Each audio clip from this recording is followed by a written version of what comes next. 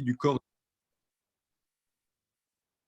Ah, Ok, merci, continuez. merci. Je vais parler de la question en phénoménologie, du corps propre et de l'incarnation.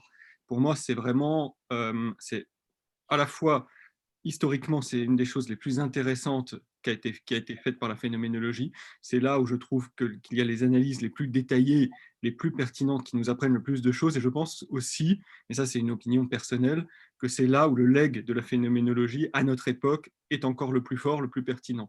C'est là où c'est vraiment sur toute la question du corps, de l'incarnation, où la phénoménologie n'est pas seulement une discipline spéculative qui fait partie de l'histoire de la philo, mais c'est encore vraiment un champ de recherche très actif qui se marie à beaucoup d'autres disciplines. Bernard, tu as travaillé dans ce champ aussi, hein, donc c'est pour moi vraiment l'endroit où il y a de la vie encore dans la recherche phénoménologique. Alors, le problème, c'est que c'est aussi, même historiquement, ça a été très foisonnant et assez complexe. Donc, ce que je vais essayer de faire, c'est, bon, d'une part, c'est de montrer un peu d'abord les grands enjeux, mais je vais présenter un peu deux ou trois grands blocs. Alors évidemment, ça sera très survolé. Je m'en excuse vraiment par avance. Le but est de vous donner un goût un peu des différents types de questions qui ont été posées et de la manière dont elles ont été posées. Ce qui implique une position un peu de survol qui empêche de rentrer dans l'analyse des textes et des arguments. Mais c'est vraiment pour vous donner une indication générale pour que vous puissiez rentrer là-dedans. Avec vraiment, alors comme d'habitude, c'est toujours un peu les entrées en phénoménologie, c'est toujours la même chose. On regarde comment l'ont analysé les premiers auteurs, c'est-à-dire Husserl, Merleau-Ponty. Je vais dire quelques mots sur Marc Réchir, mais voyez, à chaque 15 minutes, 15 minutes, 15 minutes, ça va faire un peu bref. Mais l'idée est de vous faire, en tout cas, voilà, de donner un aperçu des types de questions qui ont été posées. Sachant que la question du corps, à la fois, c'est très évident que c'est une question que la phénoménologie rencontre forcément. Parce que la phénoménologie, elle parle de l'expérience. Et quand on parle de l'expérience et qu'on veut parler de l'expérience dans sa concrétude, on ne peut pas considérer que cette concrétude est une conscience posée abstraitement ou une existence. Je veux dire, avoir conscience de moi, c'est avoir conscience de moi de manière incarnée. Exister, c'est exister comme corps. Alors, toute la question, ça va être de lier la dimension corporelle à cette dimension soit conscientielle, soit expérientielle, avec, et de savoir comment se positionne le corps propre par rapport à ça. Est-ce que c'est le corps qui fonde ou est-ce que le rapport à mon corps lui-même, il est médié, il est secondaire par rapport à une dimension qui serait plus profonde, qui serait pré-incarnée. Et deuxième grand champ de questions, question plus ancienne encore, c'est le fait que qu'est-ce que ça veut dire avoir un corps? Comment qualifier le rapport à mon corps, qui est à la fois un rapport d'être dans le sens où je coïncide avec mon corps, où bon, je suis directement, je possède d'une certaine manière mon corps, mais sans être totalement absorbé par lui, parce que à la fois j'agis mon corps, mais en même temps, mon corps m'apparaît aussi en extériorité. Je le suis et je l'ai en même temps, pour dire les choses très simplement. Et en même temps, c'est un centre d'action, mais ce n'est pas un centre d'action que je possède totalement. Il y a toujours aussi dans le corps une dimension de résistance par rapport à moi, par rapport à ma volonté, et même, j'ai envie de dire, le corps, enfin, l'expérience, toute l'expérience sensorielle, affective liée au corps n'est pas entièrement incarnée, se donne pas intégralement comme corps. Il y a énormément de restes dans la dimension corporelle. C'est un peu ça que la phénoménologie, que la phénoménologie, on va dire, elle a buté là-dessus parce que c'était un peu contre ses principes. Elle a fini par y arriver après, à part devoir l'admettre, parce que c'est quelque chose, entre guillemets, qui inclinait plus vers la psychanalyse que vers la phénoménologie. Ça allait contre les hypothèses un peu fondamentales de la phénoménologie. C'est que le corps, c'est aussi admettre quelque chose comme une dimension inconsciente. Alors, pas forcément au sens psychanalytique, mais au sens vraiment d'une opacité interne de l'expérience.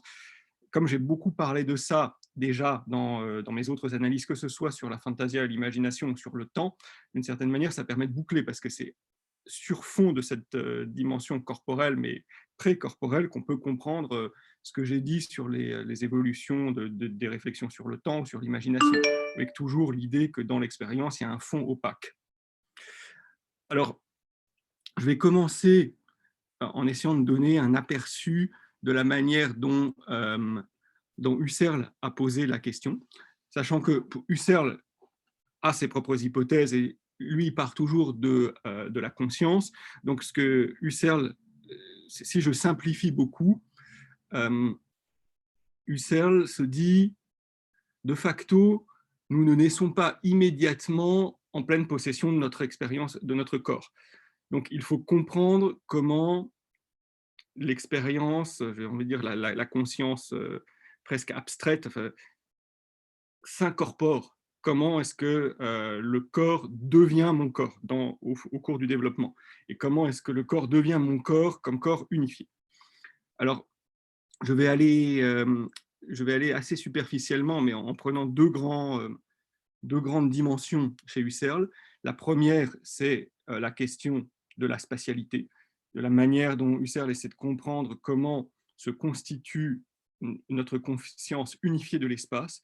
Et notre conscience unité de l'espace entend non pas simplement que nous avons conscience de l'espace autour de nous, mais que nous avons conscience de nous dans l'espace. Comment est-ce que d'une expérience sensorielle éclatée, on arrive à une expérience unifiée d'un espace qui se donne comme espace absolu dans lequel nous évoluons? Comment est-ce que finalement nous nous décentrons par rapport à nous-mêmes et que c'est l'espace qui apparaît comme l'extériorité dans laquelle nous sommes? Sachant que au départ, nous partons d'une base subjective. Alors, ce qui a intérêt donc, pour Husserl, c'est vraiment cette question de l'objectivation de l'espace, à partir d'une pré-spatialité, mais encore très diffuse, très vague, qui appartient, j'ai envie de dire, à l'expérience sensorielle. Comment est-ce qu'on arrive à une spatialité objective appartenant à notre expérience des choses, à notre expérience perceptive, à un espace qui est vraiment un trait eidétique du monde extérieur objectif. Alors, ce qui a intéressé Husserl, la manière, ce que Husserl a essayé de faire, c'est deux choses. D'une part, d'essayer de comprendre comment l'espace se désubjective. Et pour ça, subjective. Et pour ça, il est parti d'un phénomène qu'il appelle, enfin, qui a été très très commenté après lui, c'est la kinesthèse, c'est ce qu'on appelle la sensation de mouvement. Et ce qui intéresse Husserl, c'est la manière dont, dès la très très petite enfance, dès l'expérience très primitive, vont se coupler des kinesthèses, des sensations de mouvement et des perceptions de changement dans l'environnement. Et pour Husserl, la base de la conception, la base de la constitution d'une spatialité comme extérieure, c'est des couplages entre une expérience kinesthésique, une expérience de mouvement et une expérience de changement dans l'environnement. Pourquoi? Parce que c'est par ce couplage sensation de mouvement, changement dans la perception, que petit à petit, le corps va incorporer la différence entre ce qui vient de sa propre mobilité et ce qui vient, au contraire, de changements objectifs. C'est-à-dire c'est comme ça que l'espace va pouvoir être attribué aux choses extérieures. Mais Husserl, lui, voit ça vraiment en mathématicien. C'est-à-dire, ce qu'il essaie de... D'ailleurs, il considère pour lui, il regarde l'espace à partir des propriétés mathématiques de l'espace. Donc, il essaie de dire le pré-espace, qui est purement simplement le grouillement sensoriel initial, c'est un espace qui a seulement une topologie. C'est-à-dire, il y a des variations dedans, mais il n'y a pas une organisation, pas de métrique, mais par le processus des couplages sensorimoteurs, petit à petit, cet espace va acquérir une structure, va acquérir des dimensions. Donc lui, il essaie même dans ses premiers essais, où il est encore très mathématicien, il essaie même de le modéliser, c'est-à-dire vraiment de fonctionner en disant il y a dans chaque champ sensoriel associé à chaque organe perceptif, il y a des champs de couplage kinesthèse, des dates homilétiques et des kinesthèses. Petit à petit, ils vont se coordonner entre eux, et petit à petit, le champ sensoriel spatial lié à un certain organe va s'unifier de cette manière-là. Donc, il essaie de mathématiser ça. Et puis, sachant que la première strate, on va dire, de ça, c'est décrire les conditions d'apparition du mouvement ou du repos. C'est-à-dire que petit à petit, il y a ces deux pôles où le corps, qui n'est pas encore ressenti comme un corps, mais je perçois, je dis je, mais c'est assez fictif là, je suis capable de percevoir quand je ne bouge pas, moi, et donc que quelque chose bouge dehors, et au contraire quand moi je bouge. C'est de cette manière-là que commence à à se faire le désencastrement organe perceptif par organe perceptif d'une dimension spatiale. Et ensuite, avec vraiment, chez Husserl aussi, une idée qu'il y a quelque chose qui joue un rôle très important, c'est ce qu'il appelle le décours kinesthésique, c'est-à-dire le mouvement brusque. Parce que c'est le mouvement, c'est ce décours kinesthésique, c'est-à-dire le changement brutal dans l'environnement, c'est ça qui marque des espèces de bornes, qui fabriquent des espèces de systèmes de points qui petit à petit vont se constituer comme des systèmes fixes de place. Sachant ensuite, là c'est la première étape que décrit Husserl dans sa reconstruction mathématique, c'est celle-là, donc avec un système de place et de facultés qui est lié à chaque organe. Puis ensuite, ce qu'il va falloir comprendre, c'est l'intégration des différents espaces, des différents champs sensoriels encore éclatés dans une spatialité unifiée dans laquelle les différents sens sont rapportés à une même unité, un même objet, et où l'objet peut acquérir sa valeur transsensorielle. C'est l'unité sensorielle de l'objet qui lui-même va être perçu dans un espace qui transcende ces différentes origines sensorielles. Alors, pour ça, lui, Husserl, mais je vais passer là-dessus parce que Husserl le décrit vraiment mathématiquement. Et j'ai envie de dire, les tentatives qu'a fait Husserl de mathématiser ça, elles ont eu une postérité, puisqu'il y a des mathématiciens à notre époque encore qui le font. Moi, là encore, je vais parler de quelqu'un avec qui Bernard a beaucoup parlé, qui s'appelle Jean Petitot, donc qui a repris cette idée de Husserl, mais qui a voulu le faire beaucoup plus précisément avec des outils mathématiques très sophistiqués de notre époque, en essayant vraiment de comprendre les différentes strates des différentes formes mathématiques des différents espaces sensoriels, depuis l'espace le plus primitif jusqu'à l'espace ordonné dans lequel nous vivons, nous croyons vivre au quotidien. Donc, il y a en tout cas ce phénomène, sachant que pour Husserl, il y a l'intégration des différents espaces sensoriels, c'est une forme de réduction, c'est-à-dire plus l'espace est divisé, plus il y a de virtuel en lui, donc moins il est structuré, et plus il est unifié, plus il acquiert une forme, il devient euclidien, etc. C'est-à-dire qu'il se met à se structurer beaucoup plus fermement, parce qu'à partir du moment où il y a moins de virtuel en lui, tout ce qui va être déplacement, mouvement, etc., est beaucoup plus assignable.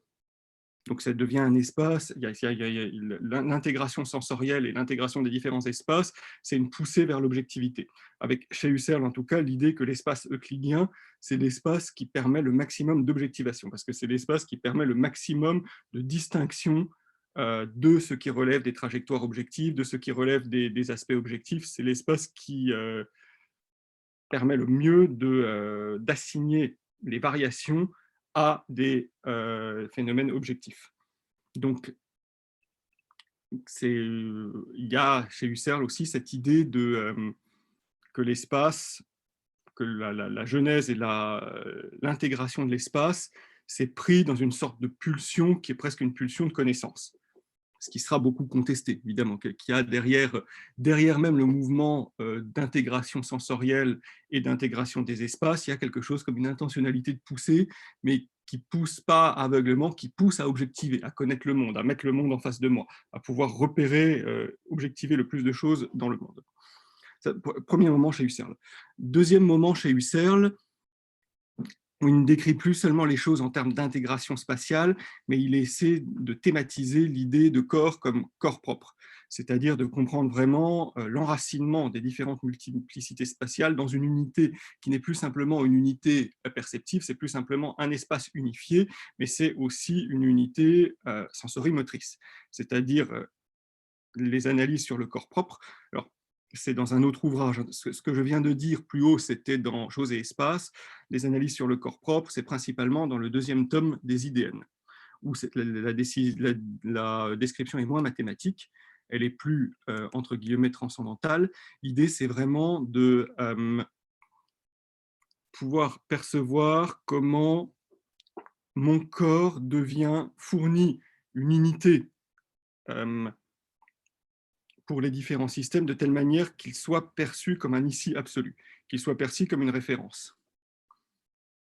Et sachant que cette unification, elle n'est pas plus seulement une unification de contemplation, elle est vraiment aussi une unification d'action, où le corps est en même temps approprié comme, comme une possibilité d'agir. C'est-à-dire, d'une certaine manière, le processus d'incarnation, tel que Husserl le voit, c'est un processus dans lequel, petit à petit, à la fois, sur un volet, l'espace devient de plus en plus objectif pour moi, mais sur l'autre volet, mon corps devient de plus en plus mon corps. Et en m'incarnant de plus en plus, je cesse d'assister à mon expérience et je deviens sujet de mon expérience. Et je me saisis comme possibilité d'action.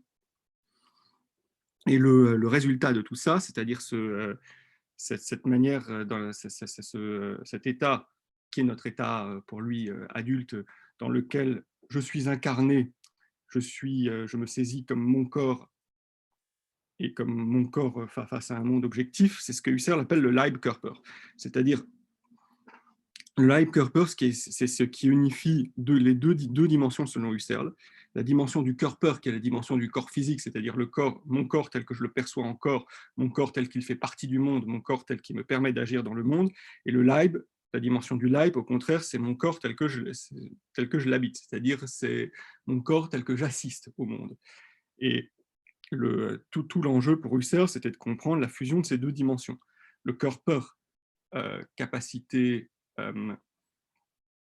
d'agir, et le Leib, centration, pour que de telle façon que la dimension devienne celle du Leibkörper, c'est-à-dire celle de l'unité où où mon corps est à la fois la source unifiant mon rapport au monde et unifiant mes capacités d'action sur le monde. Je dis ça de manière très très simplifiée, et si je balbutie un peu, c'est parce que j'essaie de me passer du jargon husserlien pour l'expliquer, ce qui implique de trouver beaucoup de métaphores. Mais il y a tout de même une idée qui est aussi intéressante dans cette idée de Leibkörper chez Husserl, qui va me permettre de faire la transition avec Merleau-Ponty. C'est ce que dit Husserl: finalement, pour que le corps puisse être ça, et pour que le monde objectif dans lequel agit le corps puisse être bien perçu comme objectif, il ne suffit plus d'avoir cette vision mathématique de l'intégration progressive, il faut qu'il y ait des bornes, il faut qu'il y ait un système fixe de coordonnées. C'est-à-dire il faut qu'au bout d'un moment, Husserl, il y a un texte célèbre de Husserl, il dit: la Terre ne se meut pas. Il faut que mon expérience incarnée, finalement, elle forme une unité avec une expérience du monde telle qu'il y a des coordonnées absolument fixes. Husserl va dire, par exemple, il y a dans la structure perceptive, il y a des phénomènes qui appartiennent à mon expérience mondaine, le fait que le ciel soit en haut, le fait que ce sur quoi je marche ne bouge pas. Enfin, il y a un certain nombre de systèmes de coordonnées qui vont être amenés à jouer le rôle de coordonnées absolues, c'est-à-dire qu'ils vont jouer vraiment un rôle permettant de fixer les multiplicités perceptives de telle façon que le corps ne soit plus simplement perception d'une objectivité, mais d'une objectivité sans référent, mais d'une objectivité ancrée. Et c'est parce qu'il y a ces coordonnées absolues. Alors lui, il dit vraiment, voilà, les systèmes ciel, terre, soleil, le ciel est au-dessus, la lumière vient d'un certain point, le sol ne bouge pas. C'est ce système de coordonnées absolues qui permet de maintenir l'unité entre le corps comme centre d'action, origine d'action, et le corps comme centre de perception et d'objectivation, qui permet de faire que l'objectivation, que le monde objectif ne soit pas un monde sans moi, mais un monde dans lequel toujours déjà j'habite, dans lequel je sois toujours aussi invité à agir. Et tout l'enjeu, toute la grande difficulté, ça sera de comprendre, j'ai envie de dire, tout l'enjeu à la suite du CERF, ça sera d'essayer de comprendre peut-être autrement ce système d'ancrage. J'en dirai quelques mots à la fin, mais par exemple, Marc Richir, je reviens toujours à lui, mais c'était mon professeur, Marc Richir, lui, dira, mais le problème, c'est que le Leibkörper n'est pas aussi unifié que ça, donc il n'y a peut-être pas un système de coordonnées absolu aussi strict, et il y a toujours du frottement entre la dimension objectivation, j'assiste au monde, et la dimension action, et il y a énormément aussi donc, de virtuel dans le corps.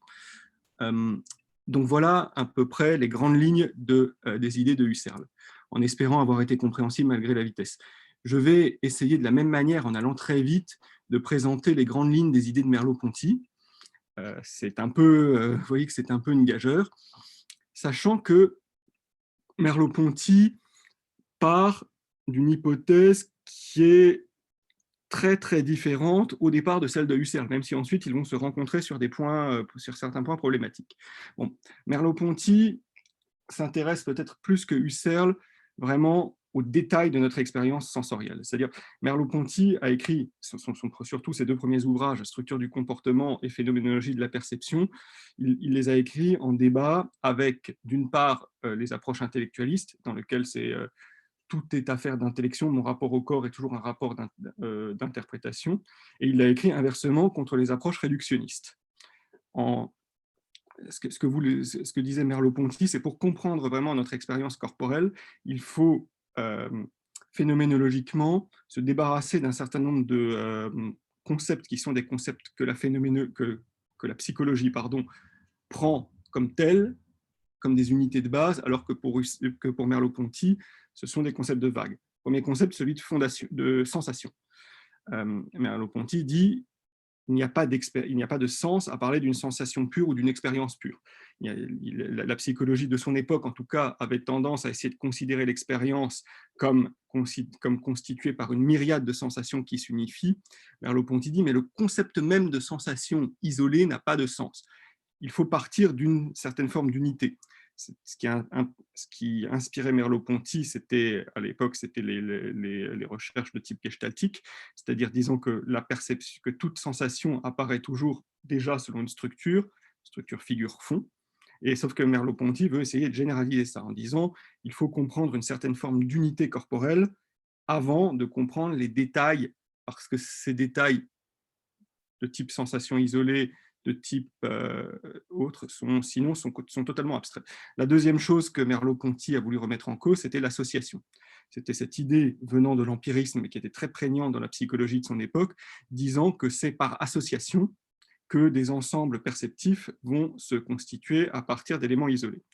Alors, je dis tout de suite, parce que, entendu comme ça, cela semble opposé à ce que dit Husserl. Ce n'est pas le cas, parce que Husserl n'a pas voulu penser l'expérience comme constituée à partir d'éléments disparates qui s'unifieraient par de l'association empirique. Ce que Husserl a voulu montrer, c'est comment une unité qui est au départ une unité opaque, une unité où le sujet et objet ne sont pas distincts, se transforme en une unité dans laquelle il y a distinction d'une objectivité et d'une subjectivité qui se considère comme incarnée. Donc, les thèses de Husserl ne sont pas comme telles considérées, ne sont pas comme telles prises en vue par la critique de Merleau-Ponty. Au contraire, Merleau-Ponty va se référer à Husserl. Mais simplement, Merleau-Ponty ne s'intéresse pas, comme Husserl, à la manière dont le corps devient mon corps, c'est-à-dire à la manière dont les différents champs sensoriels vont se structurer dans la perspective d'une visée objective. Merleau-Ponty prend les choses allant de l'autre côté. C'est-à-dire, lui, il part de l'expérience corporelle que je fais, moi, en tant qu'adulte, déjà donnée, et il essaie de comprendre comment cette expérience corporelle donne une unité qui permet d'assigner un sens phénoménologique à tout ce qui est lié à mon corps. Merleau-Ponty donne une place très importante à cette notion de schéma corporel.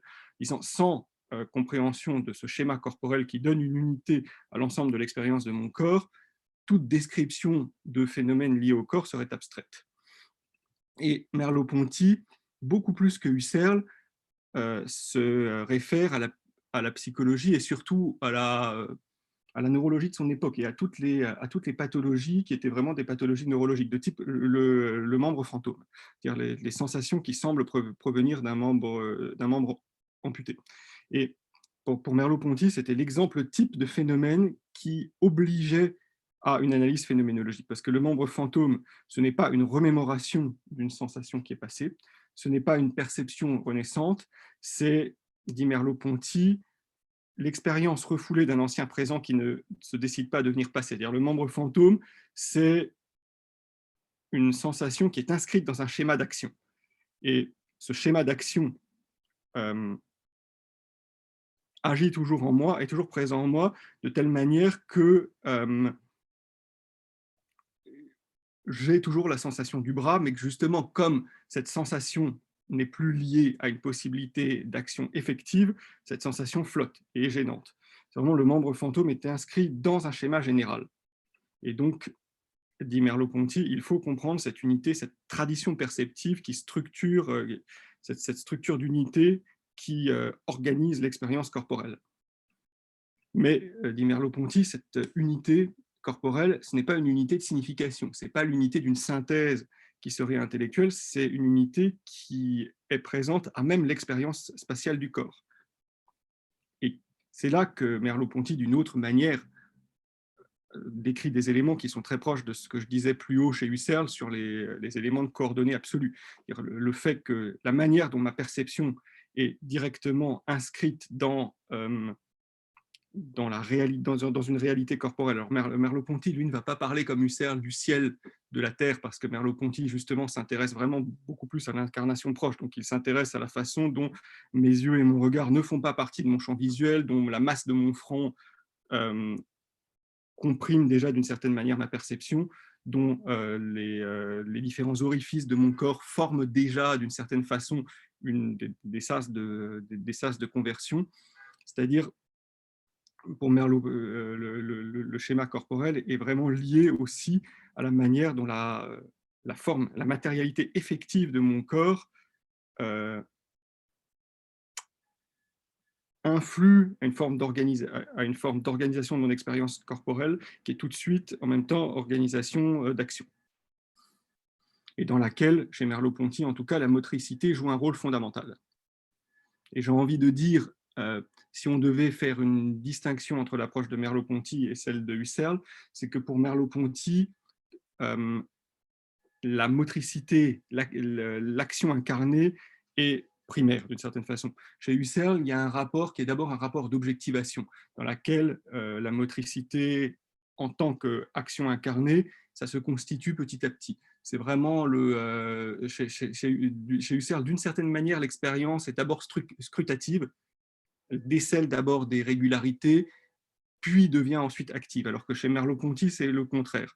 Le corps est d'abord agissant, les boucles sensorimotrices sont beaucoup plus basales pour la constitution de l'expérience du corps propre que les phénomènes simplement de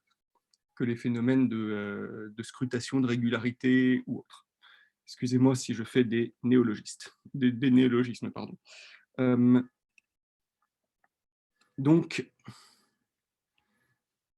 ce sur quoi aussi insiste Merleau-Ponty, c'est sur le fait que la perception du corps propre comme schéma corporel et la perception extérieure sont indémêlables, ce sont les deux faces d'un même acte. C'est-à-dire, le rapport du corps au monde est moins de manière primaire un rapport d'objectivation qu'un rapport toujours d'action, donc d'enracinement. Le corps est toujours projet d'action dans le monde, projection d'action dans le monde, et c'est ce projet d'action qui fait saillir des traits essentiels du monde perçu. C'est-à-dire, le corps est toujours, d'une certaine façon, on dirait dans le langage, commun, on dirait le corps extrait des saillances, où le corps, selon le projet et selon le type d'action, selon l'impulsion qui le met au monde, va s'appuyer sur telle ou telle saillance, mais qui sont aussi liées à ce projet qu'il est. Et Merleau-Ponty fait différentes descriptions. Par exemple, une description qui est assez longue, c'est celle de la manière dont je perçois un cube. Disons, je ne perçois pas un cube je ne perçois pas un cube justement de manière cubiste, je le perçois immédiatement comme un cube. Alors même que je ne vois pas tout de suite ces six faces égales. Pourquoi ? Parce que mon expérience est immédiatement volumique. C'est-à-dire, le monde est immédiatement donné à moi comme dans son volume, dans son épaisseur, c'est d'une certaine manière dans sa solidité. Et ça aussi, c'est pas en soi fondamentalement différent de Husserl, mais c'est Merleau-Ponty met vraiment l'accent sur cette épaisseur volumique du monde et des choses autour de moi. En disant, il y a vraiment très très rapidement dans la construction du corps propre et du schéma corporel cet appui sur une réalité presque minérale du monde. Et c'est cette solidité, cette épaisseur. Je dis minéral, Merleau-Ponty n'utilise pas à ce moment-là de son œuvre ce terme, mais c'est vraiment cette solidité du monde qui fait face, qui fait face au corps, mais qui fait face au corps qui apparaît comme solide parce que c'est le pendant de l'action du corps, qui est aussi qui nous tient, qui forme vraiment un Umwelt. Vous avez vraiment chez Merleau, un Umwelt au sens des éthologues, vous avez vraiment chez Merleau-Ponty très très fortement cette recherche de matérialité, à la fois matérialité de mon corps et matérialité du monde. Mais matérialité, pas à prendre au sens réductionniste, ce n'est pas une matière objectivée comme en laboratoire, c'est une matérialité vécue, c'est une épaisseur vécue. Donc, voilà un peu, j'ai essayé de vous faire les deux traits chez Husserl et chez Merleau-Ponty. Je vais très, très, très rapidement, ensuite je laisserai la parole à tout le monde, mais je vais très, très rapidement dire deux mots sur ce qu'a fait, Marc Richir, puisque je vous enverrai peut-être aussi le livre que j'ai écrit à ce sujet. Mais ce que Marc Richir a fait, que je trouve assez intéressant, alors ça ne veut pas dire qu'il ne résout tous les problèmes, Marc Richir a voulu unifier les deux approches en disant il faut à la fois prendre l'approche génétique de Husserl en se disant ben, je n'ai pas tout de suite incarné, le corps est d'abord pour moi, j'ai envie de dire, une grande confusion pleine de virtuels dans laquelle les dimensions actives ou autres ont besoin de se forger. Ça, il faut le prendre de Husserl, mais contrairement à ce que dit Husserl, il ne faut pas nécessairement prendre ce phénomène d'incarnation, d'appropriation du corps comme un phénomène qui va simplement vers l'objectif, vers l'objectivation. Ce phénomène d'incarnation dans le corps, d'appropriation du corps, il est poussé par toutes sortes d'autres dimensions qui sont aussi des dimensions très très fortement affectives, très fortement pulsionnelles. Et donc, ce qui me permet de m'approprier mon corps n'en fait pas pour autant un outil au service de l'objectivation. Deuxième chose que dit Richir, c'est les deux dimensions du Leib et du Körper dont parlait Husserl, elles ne coïncident pas tout à fait. Le Leib-Körper, c'est une unité toujours provisoire qui est en train de se refaire, de se renouer, ce qui fait que, d'une part, mon corps, je ne le possède jamais tout à fait. Il y a une partie de mon expérience corporelle qui m'échappe sans cesse. Je suis obligé toujours d'une certaine manière de réhabiter mon corps, de le réenfiler. Et d'autre part, toutes les expériences venant du chaos sensoriel physiologique, j'ai envie de dire, ne sont pas incarnées et unifiées telles que Husserl le pensait. Donc, il demeure une grande opacité. Et entre le Leib et le Körper, entre la dimension objective et les dimensions subjectives, il y a tout cet interstice, tout ce parasitage. Mon rapport à mon propre corps est un rapport opaque.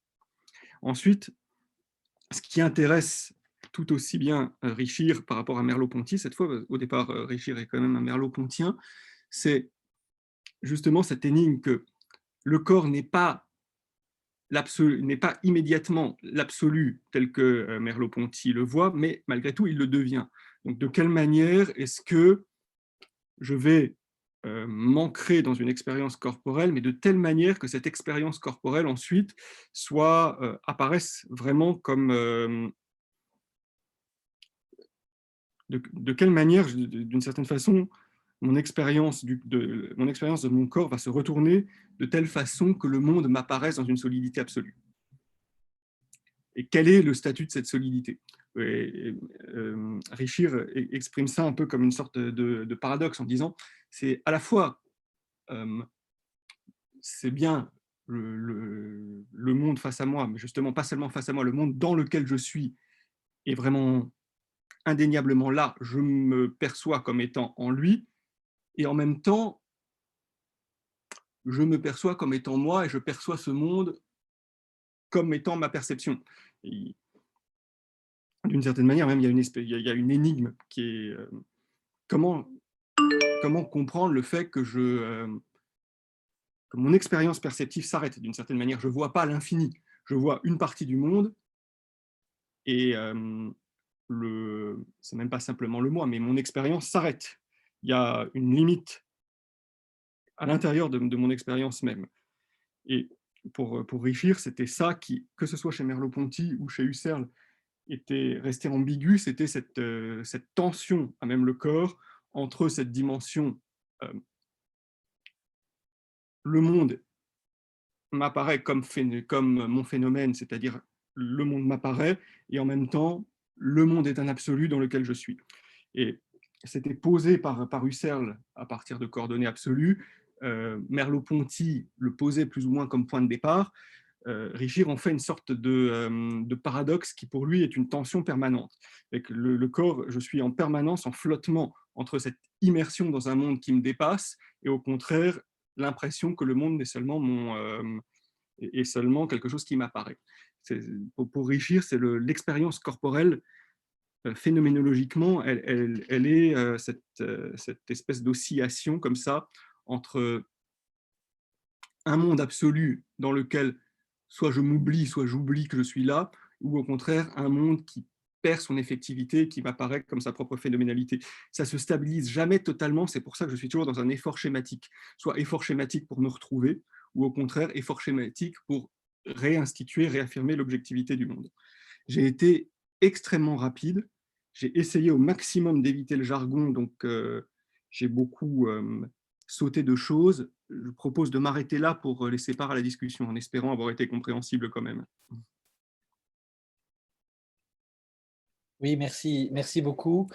Euh, c'est rapide et c'est vrai, mais vraiment ce que je trouve particulièrement précieux, c'est la façon dont en t'appuyant sur ces trois auteurs importants de la phénoménologie contemporaine, dont tu rends sensible la façon dont, tout en restant dans une perspective phénoménologique, selon qu'on met plus ou moins l'accent sur un certain objectif ou sur certaines priorités, enfin en quelque sorte, on a, ça, on a une conception de l'expérience corporelle qui varie sensiblement, quoi. Donc c'est bien sûr, c'est comme c'est rapide, on l'aperçoit, on l'entreaperçoit, mais juste quand même, néanmoins, je trouve que c'est précieux. Mais voilà, j'ai eu quelques questions en tête, notamment en lien avec des questions cliniques, quand tu évoques la solidité du monde, mais peut-être avant, je préfère laisser la parole aux étudiants. Qui veut se poser une question, faire une remarque, demander un point de clarification et de précision? Moi, je veux bien, bonjour. Franchement, je suis pas très sûre de ma question, mais je me demandais dans quelle mesure un certain nombre de choses de ce que vous avez dit est applicable aussi, du coup, à l'animal. Je me demandais, si ça avait été étudié ou je sais pas, je sais pas. C'est toute la question pour beaucoup, hein. Parce que j'ai envie de dire, je vais essayer de dire les choses autrement.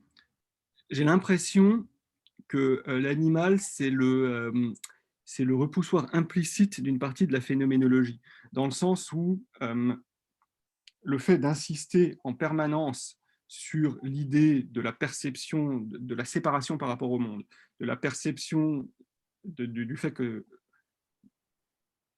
je perçois le monde en tant qu'il existe sans moi, que je perçois et que tout sera cette capacité à survoler l'espace, à me décentrer vraiment de moi-même, c'est mis extrêmement en avant comme un phénomène dont il faut rendre compte par les phénoménologues, justement parce qu'ils présupposent que ça, c'est le propre de l'expérience humaine, et que l'expérience animale, ça ne serait pas ça. Heidegger disait l'animal est pauvre en monde, c'est-à-dire l'animal n'aurait pas cette capacité à se décentrer de cette propre proposition, il serait toujours pris dans des schémas d'action qui sont extrêmement fixes, qui ne dépassent pas leur but.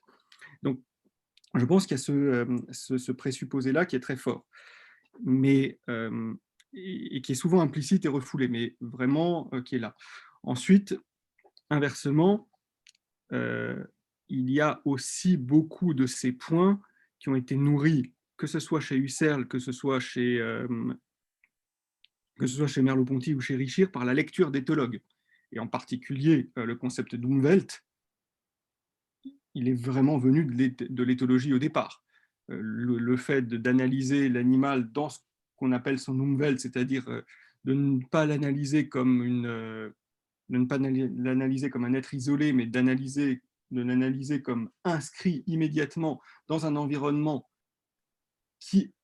dans lequel un certain nombre de traits sont sélectionnés, c'est-à-dire avec lequel il forme une sorte de tout, pas de tout fusionné, mais de tout unifié, ça vient vraiment de l'éthologie. Et donc, il y a, j'ai envie de dire, il y a une tendance dans la phénoménologie à partir de choses qui ont été, à prendre appui sur des choses qui ont été observées par l'éthologie, mais en essayant de dégager à l'intérieur de ça les traits d'une expérience humaine. Et ensuite, c'est problématique parce que, d'une certaine façon, que ce soit implicitement Husserl, que ce soit peut-être moins Merleau-Ponty, mais Richir aussi beaucoup, il se donne l'expérience primitive, l'expérience du nouveau-né, même s'il ne le thématise pas comme ça, qui a besoin d'être incarnée, d'une certaine manière, il la pense aussi comme l'expérience animale, quoi. Et il pense toujours le processus d'incarnation comme un processus d'humanisation. C'est-à-dire comme si l'expérience au départ, qui est une expérience très enchevêtrée, dans laquelle les dimensions du moi, du corps, de l'objectivité ne sont pas distinguées, pour eux, même si c'est pas dit, fatalement, c'est ça que serait l'expérience animale. Et ce qui advient ensuite à essayer de chercher des traits fondamentaux d'humanisation. Qu'est-ce qui, au sein d'une expérience, quelle structure au sein d'une expérience la rend humaine? Richir, par exemple, va beaucoup insister sur des phénomènes de rupture, il va s'appuyer sur Winnicott.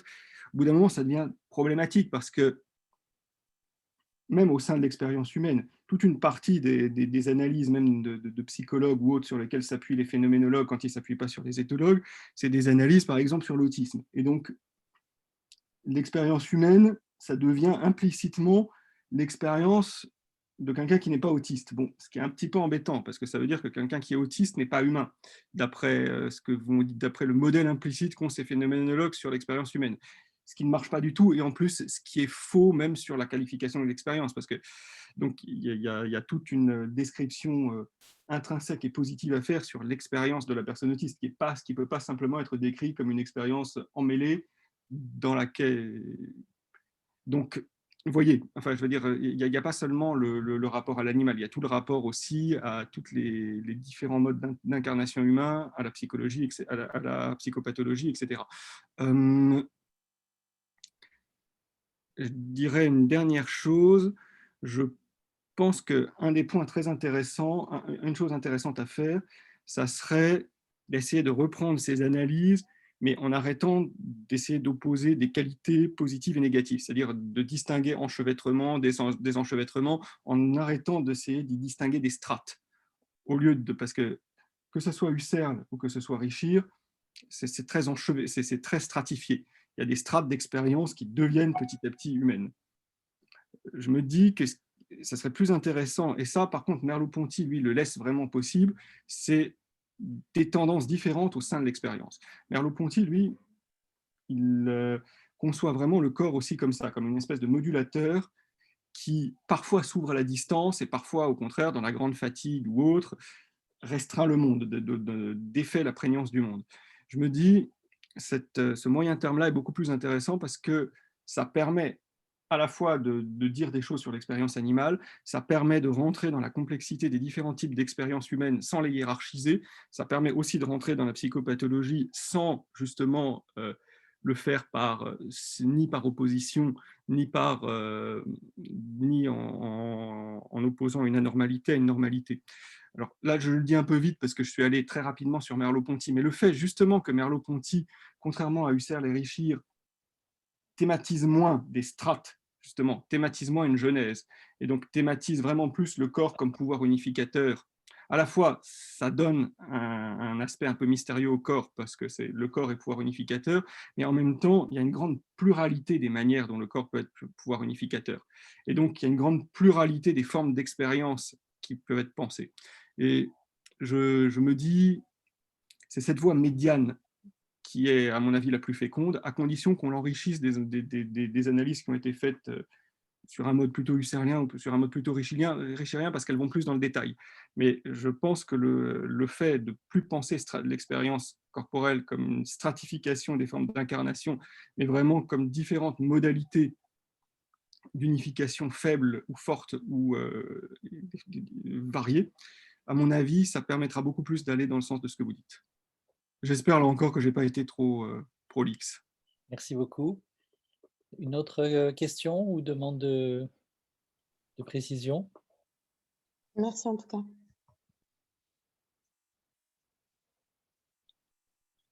N'hésitez pas à intervenir.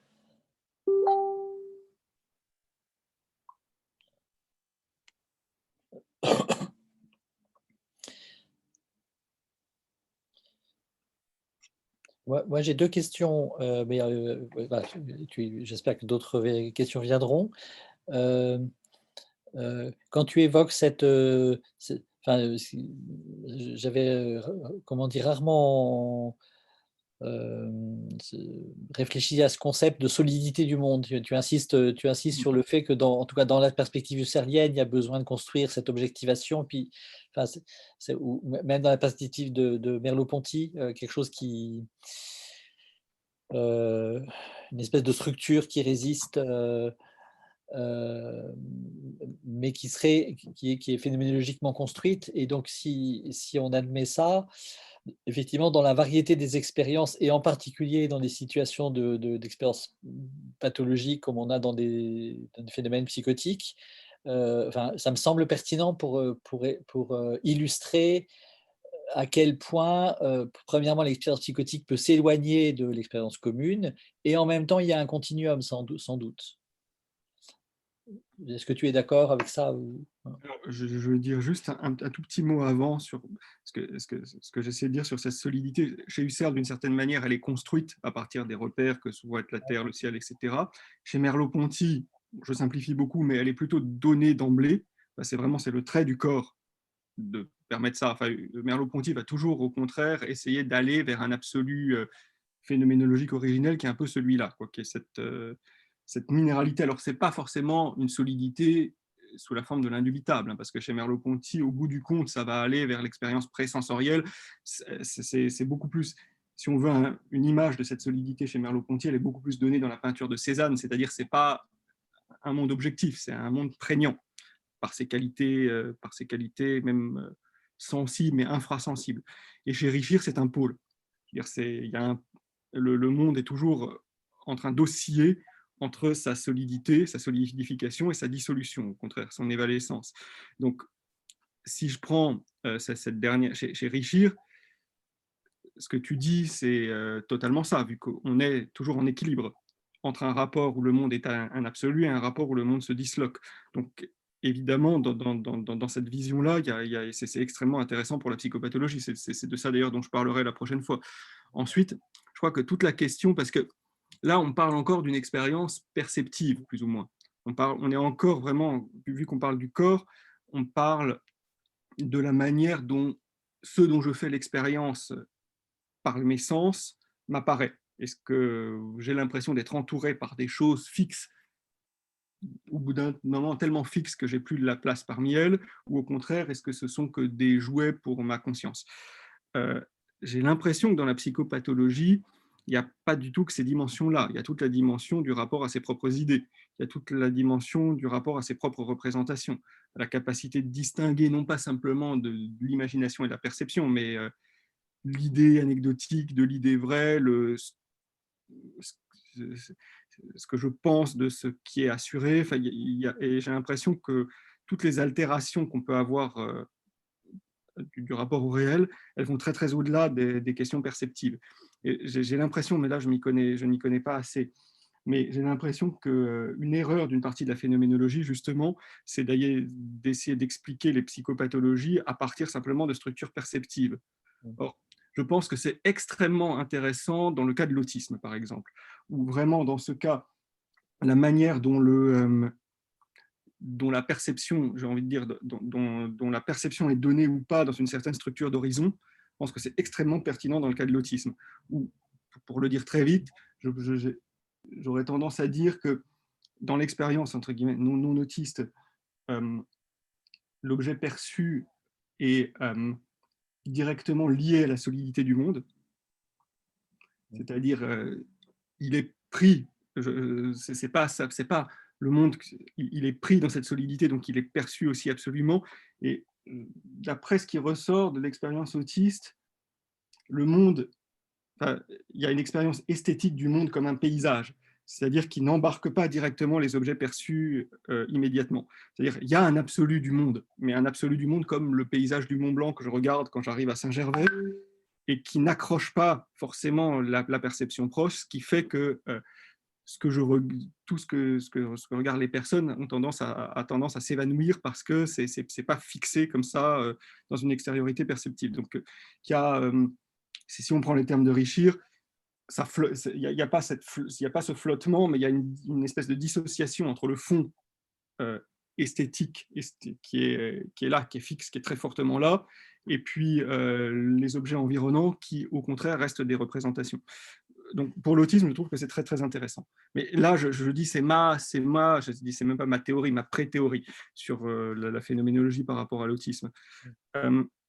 Je pense que dans d'autres cas, par exemple pour la schizophrénie ou autre, c'est assez, ça ne me semble pas si pertinent que ça de partir de la perception. J'ai l'impression mais d'ailleurs, j'ai l'impression que tous les psychiatres, tous ceux qui se sont inscrits dans la phénoménologie psychiatrique, ils sont plutôt partis de l'attitude, de ce que Husserl appelle l'attitude naturelle, c'est-à-dire de ce que je tiens pour... et l'attitude naturelle, c'est ce que je tiens pour allant de soi. Et ce que je tiens pour allant de soi, c'est pas seulement un rapport perceptif au monde, c'est beaucoup plus que ça.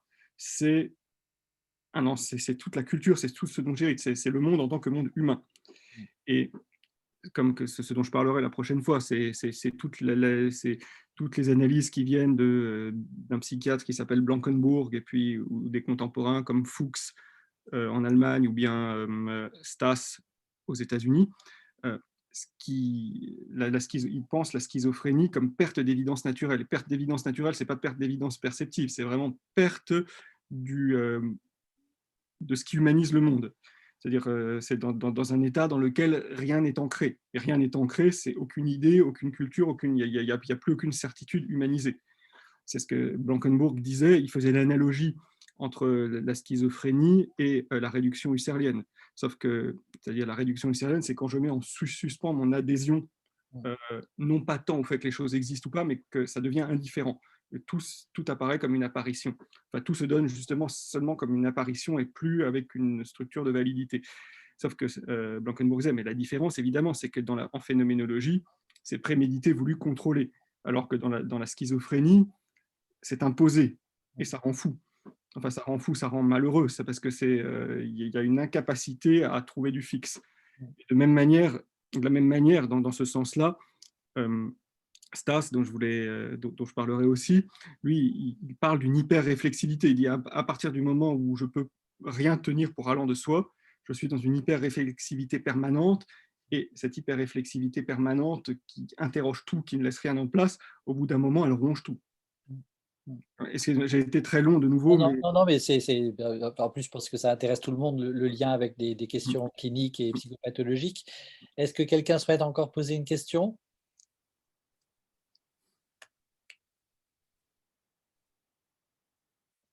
N'hésitez pas.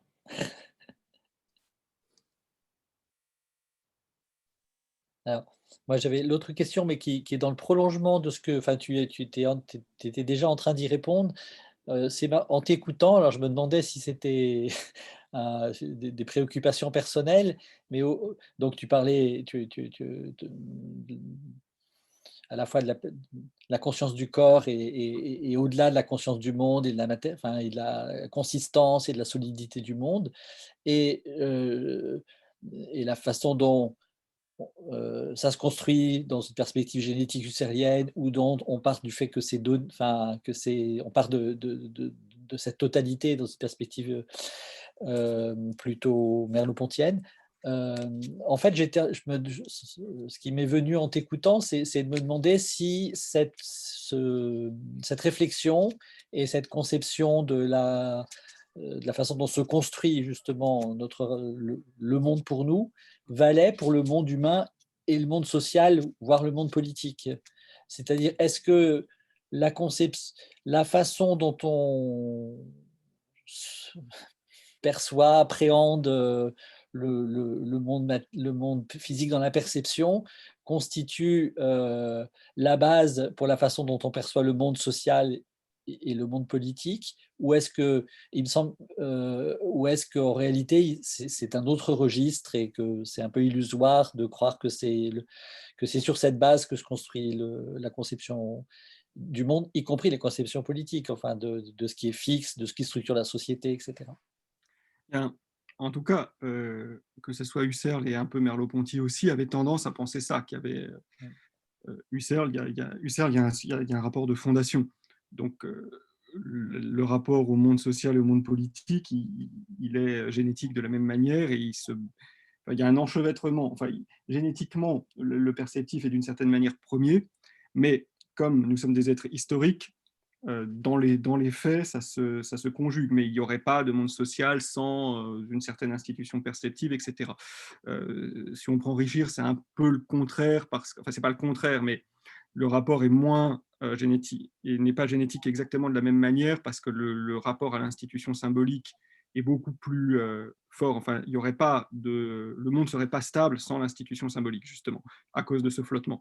Et donc, le rapport à l'institution symbolique et un rapport beaucoup plus aveugle. Je suis beaucoup plus machiné par le monde social et j'y ai beaucoup moins de capacité d'action par rapport à lui parce que la réalité m'est donnée sur son fond. Et je pense que Richir, il n'est pas du tout le seul à dire ça. Hein. Je veux dire, Heidegger le disait un peu et beaucoup de sociologues le disent. Je pense que cette deuxième option est plus juste. Je pense que le monde social n'est pas quelque chose qui se donne comme à quoi j'assisterais et que je posséderais, mais que c'est vraiment le monde social est partie prenante de l'invariant. Quand je parlais de la constitution de l'invariant, justement, la Terre ne se meut pas, dit Husserl, il n'y a pas que la Terre qui ne se meut pas. Le social fait partie de ce système fixe qui me tient au monde. Et ça, je pense que d'une certaine façon, je ne peux pas interroger totalement le social. D'une certaine façon, ça fait vraiment partie de la réalité, au sens substantiel. Ce n'est pas une réalité qui est devant moi. Ça fait partie des briques invisibles de ceux qui me mettent au monde. Et donc, ça, je pense que c'est d'autant plus important. C'est quelque chose, je trouve encore une fois, qui a un grand mérite chez des gens comme Richir d'avoir vu ça, sauf que Richir le réduit encore au symbolique, à l'institution symbolique. C'est-à-dire, chez Richir, ça va être vraiment les systèmes de croyances, les systèmes de ce que je tiens pour vrai, etc. Je pense que ça va plus loin que ça, et sur ce point, on peut être bourdieusien. C'est-à-dire, non seulement le monde que j'habite est immédiatement un monde social, et je l'habite en tant que c'est un monde social, c'est-à-dire je ne vois pas le social en plus, le social, ça fait partie des dimensions constitutives, mais ma position dans ce monde social fait partie des structures constitutives. C'est-à-dire qu'il y a qui je suis, quelle est entre guillemets, tout ce qui, chez Bourdieu, relève des habitus, etc. Et chez Bourdieu, les habitus, justement, ils ne sont pas génériques, ils sont toujours socialement marqués. Ce que je suis, ça fait partie, ça structure vraiment originairement mon expérience du monde. Que je sois né dans telle catégorie sociale ou telle autre, que je sois de tel sexe ou de tel autre, que je sois de telle couleur ou de telle autre, entre guillemets, ça ne se surajoute pas. Ça fait vraiment partie des structures originaires qui vont me donner un monde et qui donc ne s'interrogent pas. Et je pense que ça a été une des limites de la phénoménologie pendant longtemps. C'est toujours de voir le social comme une surcouche. Et même quand on voyait le social comme partie prenante du monde, comme Richir, on le maintenait, on en restait à un rapport qui est un rapport simplement de croyance, alors que c'est vraiment mon identité. est la catégorie à laquelle j'appartiens, d'une certaine manière, je pense, est indissociable de la manière dont un monde m'apparaît. Et ça fait partie des invariants primaires. Ce qui fait qu'il y a,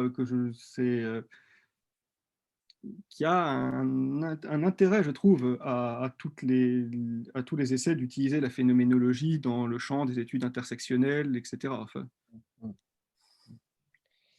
va falloir qu'on s'arrête parce que c'est l'heure. Mais du coup, je laisse la question ouverte. Mais est-ce que les identités acquises, et notamment les identités acquises suite aux accidents médicaux et notamment psychopathologiques, c'est-à-dire d'acquérir l'identité de quelqu'un porteur d'une maladie mentale, est-ce que là aussi, ça t'assigne à des positions sociales qui fait que le monde t'apparaît différemment? moi, je pense, oui. Mais simplement pour nuancer une chose, quand je dis même que ça fait partie des invariants primaires, ça ne veut pas dire qu'on y est assigné. Il y a une possibilité de réflexivité, et simplement, je pense qu'il faut vraiment plus la voir à la manière de Bourdieu qu'à la manière des phénoménologues. C'est-à-dire, ce n'est pas une réflexivité phénoménologique individuelle, c'est un processus qui va être beaucoup plus collectif, qui va être beaucoup plus lent, que je ne vais jamais posséder, qui va dépendre aussi d'accidents. Il y a une capacité de transformer son expérience du monde, mais ce n'est pas une capacité qui m'est donnée en propre. Il y a une latence dans mon expérience du monde qui l'ouvre à la possibilité de sa transformation. Et de sa transformation à la fois par des actions collectives, par une réflexivité, mais que je ne vais pas porter seul, ça dépend des groupes dans lesquels je m'inscris, et évidemment aussi les accidents y jouent. Je pense qu'il y a notre expérience, elle est ouverte à la possibilité de se transformer, mais pas de manière aussi contrôlée et aussi esthétique que le voient les phénoménologues classiques. Il y a même ça serait ma conclusion. Je pense qu'il y a une certaine naïveté dans l'idée un peu husserlienne de l'acte de réduction qui serait un acte individuel, parce que je pense que la suspension justement du système, plus de croyances, mais d'appartenance dans lequel je nais, je n'en ai pas la clé tout seul. Je suis un élément, je peux essayer de m'en déprendre, mais je ne peux pas essayer de m'en déprendre par la seule force de ma pensée. Il faut que les autres, qu'un certain nombre de structures dans le monde extérieur m'accompagnent. Et ce n'est jamais gagné. Merci infiniment. Merci pour cet échange. Donc on se retrouve, ça sera le dernier cours la semaine prochaine. Merci encore, Florian, d'avoir accepté d'intervenir. C'est vraiment passionnant. Je pense que ce sera le plus concret la prochaine fois, parce qu'on sera vraiment sur la phénoménologie psychiatrique avec Blankenburg, avec tous ces gens. Ok. Merci. Merci à tous. Au revoir, à la semaine prochaine. Au revoir. Au revoir, merci. Au revoir, merci.